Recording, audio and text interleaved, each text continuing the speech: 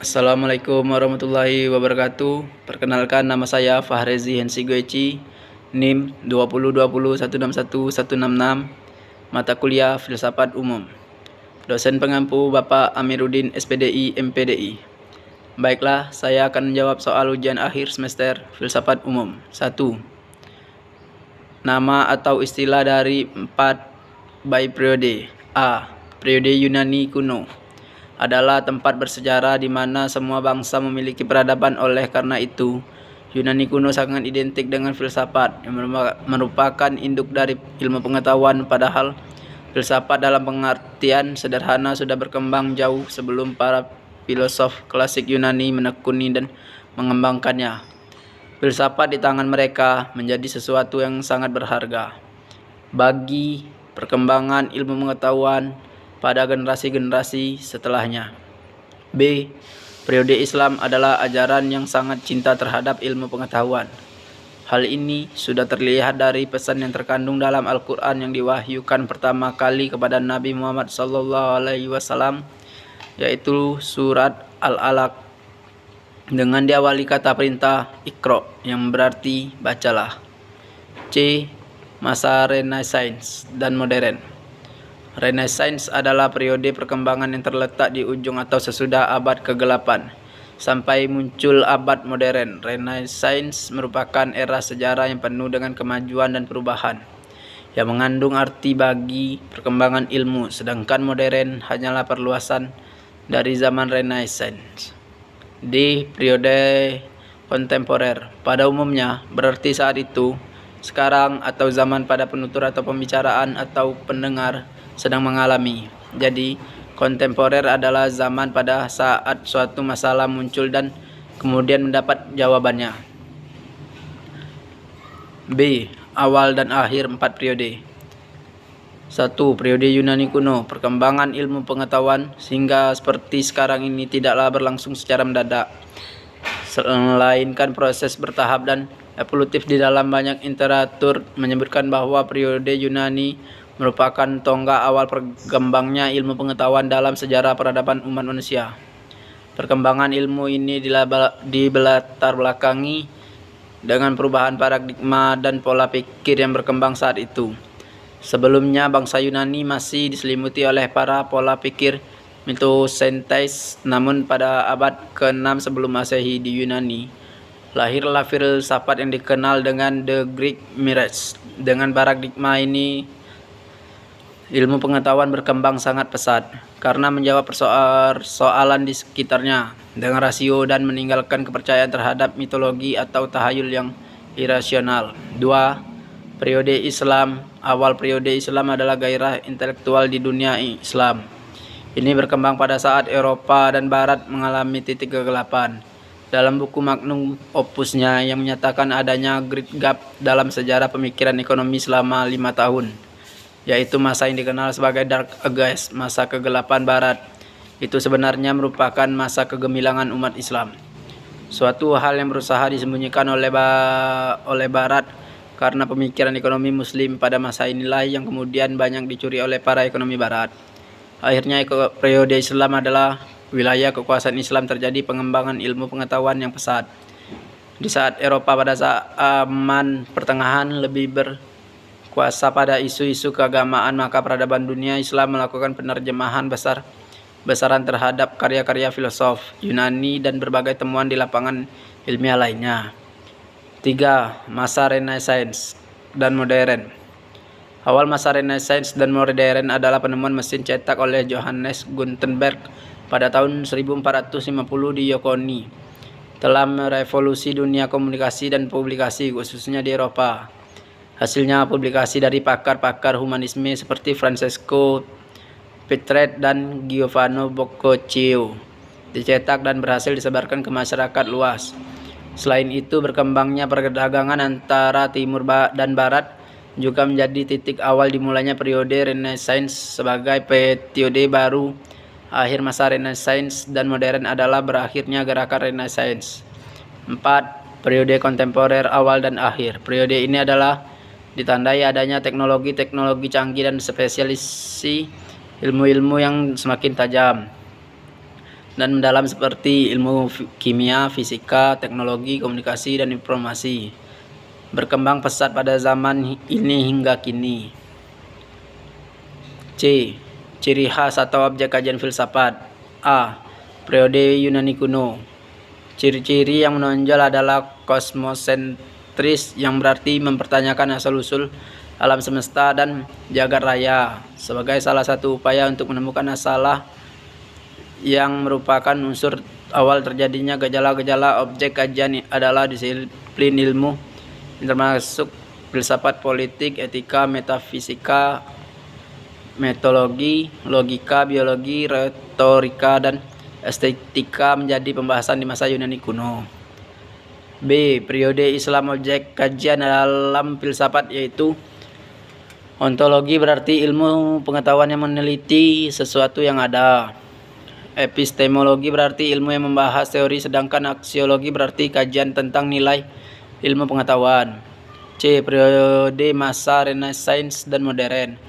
Ciri utama Renaissance adalah humanisme, yang berarti pemikiran filsafat yang mengedepankan nilai dan kedudukan manusia serta menjadikannya sebagai kriteria dalam segala hal. Individualisme, yang berarti filsafat yang memiliki pendanaan moral, politik, atau sosial yang menekankan kepentingan bertanggung jawab. Sekularisme, yang berarti etik yang didasarkan pada prinsip moral alamiah dan terlepas dari agama wahyu atau supernaturalisme. Empirisme, yang berarti filsafat yang menyatakan bahwa semua pengetahuan berasal dari pengalaman manusia. Rasionalisme, yang berarti kebenaran haruslah ditentukan melalui pembuktian, logika, dan analisis yang berdasarkan fakta, bukan pengalaman indrawi. D. Periode kontemporer. Objek kajian yang ditandai dengan adanya teknologi dan spesialisasi ilmu-ilmu yang mendalam. D. 3 filosof yang populer serta pemikirannya. 1. Sokrates. Sokrates berpendapat bahwa dalam mencari kebenaran ia tidak memikir sendiri, melainkan setiap kali berdua dengan orang lain, jalan tanya jawab. Orang yang kedua itu tidak dipandangnya sebagai lawannya, melainkan sebagai kawan yang diajak bersama-sama mencari kebenaran. 2. Plato. Pemikiran Plato, jiwa manusia terdiri dari 3 bagian, yaitu nous atau akal, homos atau semangat, epitumia atau nafsu. Karena pengaruh nafsu, jiwa manusia terpenjara dalam tubuh. Hanya kematian yang akan melepaskan jiwa dari belenggu tersebut. Lalu Demokratis mengajarkan bahwa manusia adalah materi. 3. Aristoteles. Pemikiran Aristoteles berkembang dalam 3 tahap. Pertama, ketika ia belajar di Akademi Plato, ketika gagasannya masih dekat dengan gurunya tersebut. Kemudian ketika ia memimpin Akademi Lyceum, dan yang terakhir pada waktu ia mengungsi ke daerah Yunani Utara, tempat kelahirannya.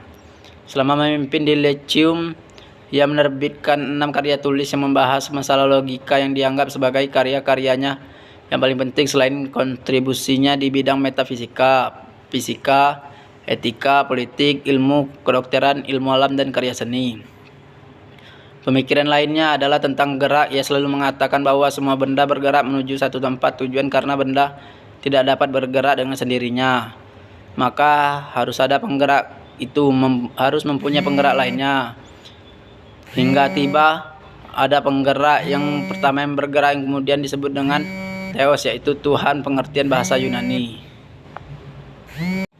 Kedua, tentang filsafat abad pertengahan. Eropa dan Barat mengalami titik kegelapan, sebagaimana dikatakan oleh Joseph Schumpeter dalam bukunya Magnum Opus-nya, yang menyatakan adanya great gap dalam sejarah pemikiran ekonomi selama 500 tahun, yaitu masa yang dikenal sebagai Dark Ages. Masa kegelapan Barat itu sebenarnya merupakan masa kegemilangan umat Islam, suatu hal yang berusaha disembunyikan oleh Barat karena pemikiran ekonomi Muslim pada masa inilah yang kemudian banyak dicuri oleh para ekonomi Barat. Pada saat itulah di timur, terutama di wilayah kekuasaan Islam, terjadi perkembangan ilmu pengetahuan yang pesat. Di saat Eropa pada zaman pertengahan lebih berketat pada isu-isu keagamaan, maka peradaban dunia Islam melakukan penerjemahan besar-besaran terhadap karya-karya filosof Yunani dan berbagai temuan di lapangan ilmiah lainnya. Tokoh-tokoh filsafat Islam. 1. Al-Kindi hidup pada masa tahun 796 sampai 873 Masehi. Pada masa Khalifah Al-Ma'mun dan Al-Mutashim, Al-Kindi menganut aliran Mu'tazilah, kemudian belajar filsafat. Menurut Al-Kindi, filsafat yang paling tinggi adalah filsafat tentang Tuhan. Kata Al-Kindi, filsafat yang termulia dan tertinggi derajatnya adalah filsafat utama, yaitu ilmu tentang yang benar pertama, yang menjadi sebab dari segala benar. Masih menurut Al-Kindi, kebenaran ialah bersesuaian apa yang ada dalam akal dan yang ada dalam luar akal. 2. Al-Farabi. Al-Farabi hidup tahun 870 sampai dengan 950 Masehi. Dia meninggal dalam usia 80 tahun. Filsafatnya yang terkenal adalah teori emanasi atau pancaran. Filsafatnya mengatakan bahwa yang banyak ini timbul dari yang satu. Tuhan bersifat maha satu, tidak berubah, jauh dari materi, jauh dari arti banyak, maha sempurna dan tidak berhajat apapun. Kalau demikian hakikat sifat Tuhan, bagaimana terjadinya alam materi yang banyak ini dari yang maha satu?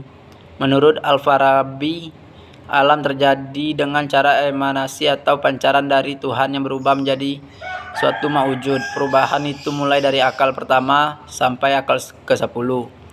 Kemudian dari akal ke-10 muncullah beberapa bumi serta roh-roh dan materi pertama yang menjadi dasar dari 4 unsur: api, udara, air, dan tanah. Pada falsafat kenabian, dia mengatakan bahwa nabi dan rasul adalah pilihan, dan komunikasi dengan akal ke-10 terjadi bukan atas usaha sendiri, tetapi atas pemberian Tuhan. 3. Ibnu Sina. Ibnu Sina lahir di Asyafana 980 Masehi dan wafat di Isfahana tahun 1037 Masehi. Pemikiran terpenting yang dihasilkan oleh Ibnu Sina adalah tentang jiwa. Ibnu Sina juga menganut paham pancaran. Jiwa manusia memancar dari akal ke-10. Dia membagi jiwa dalam 3 bagian, yaitu tumbuh-tumbuhan, jiwa binatang, dan jiwa manusia. Dari beberapa kajian di atas, filosof Muslim dalam pemikirannya selalu bersandar kepada Tuhan, meskipun rasio digunakan secara bebas dan radikal, namun terkendali oleh wahyu yang merupakan pangkal dari agama Islam. Ketiga, definisi tentang pandangan Islam terhadap filsafat. Dapat diketahui bahwa filsafat pada intinya berupaya menjelaskan inti, hakikat atau hikmah mengenai sesuatu yang berada di balik objek formanya. Filsafat mencari sesuatu yang dasar, asas, dan inti yang terdapat di balik yang bersifat lahiriah. Sedangkan dalam Islam, istilah filsafat biasanya diterjemahkan ke dalam bahasa Arab sebagai falsafah dan hikmah. Definisi falsafah sebagaimana diungkapkan oleh Al-Kindi adalah pengetahuan tentang realitas wujud dengan segala kemungkinan sebab tujuan akhir dari seorang filsuf. Dalam pengetahuan teoritisnya adalah untuk mendapatkan kebenaran, dan pengetahuan praktisnya adalah untuk berperilaku sesuai dengan kebenaran tersebut. Istilah hikmah mempunyai pengertian dalam serta struktur Islam dan esensinya. Ketika kita berbicara kedudukan filsafat dalam Islam, pertama-tama tentunya kita akan bertanya aspek dan dimensi Islam yang mana yang akan kita bicarakan. Dalam banyak kasus kita harus menghindari kesalahan yang terlalu sering dibuat oleh para sarjana barat selama beberapa abad yang lalu, yang mengidentifikasikan Islam hanya dengan syariat atau kalam, dan kemudian mereka melakukan studi hubungan filsafat atau metafisik dengan dimensi Islam tersebut. Lebih dari itu, dalam rangka mendapatkan pemahaman peran filsafat yang sesungguhnya. Dalam pendekatan studi Islam, satu hal yang harus kita lakukan adalah memahami Islam di seluruh amplitudonya dan kedalamannya, terutama dimensi al-hakikah, yang dengan ini kita akan mendapatkan titik persimpangan antara filsafat tradisional dan metafisik, serta aspek perspektif Islam ke dalam pengetahuan yang mana seluruhnya telah diintegrasikan ke dalam sejarah Islam. Keempat, realitas dari filsafat, idealisme, dan materialisme, serta tokoh-tokoh dari aliran tersebut. 1. Idealisme juga didefinisikan sebagai suatu ajaran Paham atau aliran yang menganggap bahwa realitas ini terdiri dari ruh atau sukma atau jiwa, ide-ide dan pikiran atau yang sejenis dengan itu. Aliran ini merupakan aliran yang sangat penting dalam perkembangan sejarah pemikiran manusia. Tokoh-tokoh aliran ini adalah Plato, B. Spinoza, Leibniz, Berkeley, Immanuel Kant, J. Fichte, V. Schelling, dan G. Hegel. 2. Materialisme adalah paham dalam filsafat yang menyatakan bahwa hal yang dapat dikatakan benar-benar adalah materi. Dalam memberikan penjelasan tunggal tentang realitas, materialisme berseberangan dengan idealisme. Materialisme tidak mengakui entitas non-material seperti roh, hantu, setan, dan malaikat. Pelaku-pelaku imaterial tidak ada. Tidak ada Tuhan atau dunia adikodrati. Realitas satu-satunya adalah materi dan segala sesuatu merupakan manifestasi dari aktivitas materi. Materi dan aktivitasnya bersifat abadi. Tidak ada penggerak pertama atau sebab pertama. Tidak ada kehidupan, tidak ada yang pikiran yang kekal. Semua gejala berubah dan akhirnya melampaui eksistensi yang kembali lagi ke dasar material, primordial, abadi dalam satu peralihan wujud yang abadi dari materi. Tokoh-tokohnya 1. Demokritos, 2. Ludwig Andreas, 3. Karl Marx, 4. Julien de la Mettrie. 5. Rasionalisme. Kelebihan, mampu menyusun sistem-sistem kefilsafatan yang berasal dari manusia. Kelemahan, doktrin-doktrin filsafat rasio cenderung mementingkan subjek daripada objek, sehingga rasionalisme hanya berpikir yang keluar dari akal budinya saja yang benar, tanpa memerhatikan objek-objek rasional secara peka. Cara memahami objek di luar cakupan rasionalisme, sehingga titik kelemahan tersebut mengundang kritik tajam sekaligus memulai permusuhan baru dengan sesama pemikir filsafat yang kurang setuju dengan sistem-sistem filosof yang subjektif tersebut. Blaise Pascal, Christian Wolff, René Descartes, Baruch Spinoza, G. W. Leibniz. 2. Empirisme. Kelebihan, pengalaman indera merupakan sumber pengetahuan yang benar, karena paham empiris mengedepankan fakta-fakta yang terjadi di lapangan. Kelemahan, indera terbatas. Indera menipu, objek yang menipu, indera dan objek sekaligus menipu. Di antara tokoh dan pengikut aliran empirisme adalah Francis Bacon, Thomas Hobbes, John Locke, dan David Hume. Baiklah, sekian jawaban UAS dari saya. Lebih kurangnya saya mohon maaf. Saya akhiri. Wabillahi taufiq wal hidayah. Wassalamualaikum warahmatullahi wabarakatuh.